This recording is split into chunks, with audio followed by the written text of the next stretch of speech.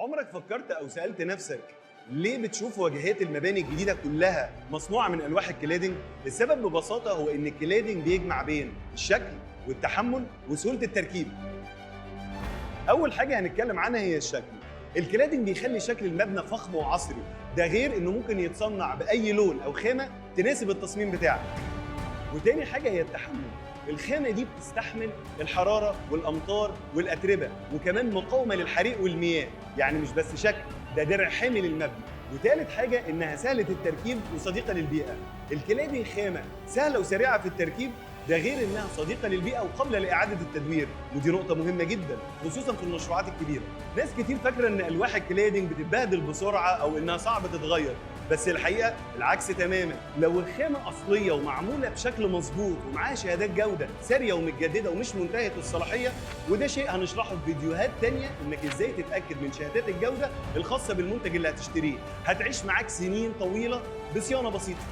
وهو ده بالظبط اللي احنا بنقدمه في ايجيبت افريكا، كلادنج شكله مميز بجوده عالميه ومضمونه وهيعيش معاك. الكلادنج مش رفاهيه، ده استثمار حقيقي في شكل وحمايه المبنى. ألومين بارد بريميوم اند سيرتيفايد. لو سألت أي مهندس أو استشاري أو مقاول أو أي حد شغال في التطوير العقاري عن ايجيبت أفريكا، غالباً هيقول لك الشركة اللي الكلادنج بتاعها في كل مشروع كبير في البلد، وبتساهم بشكل كبير في خطة التنمية العمرانية لمصر.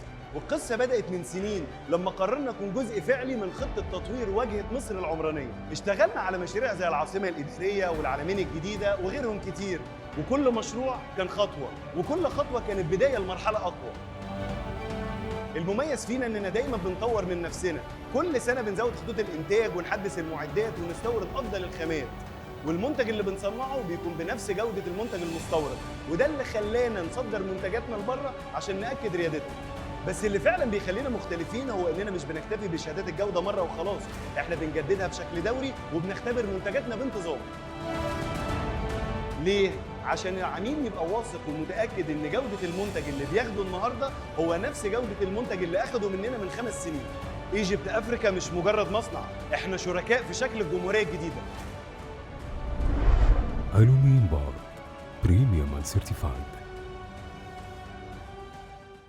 ليه ايجيبت افريكا الاختيار الافضل؟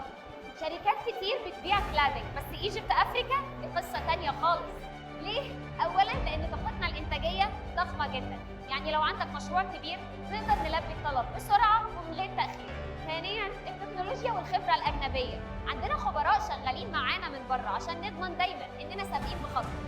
ثالثا الجوده المعتمده، منتجاتنا مش بس عندها شهادات، لا دي شهادات محدثه وبيتم اختبارها بشكل منتظم مش مره واحده وخلاص.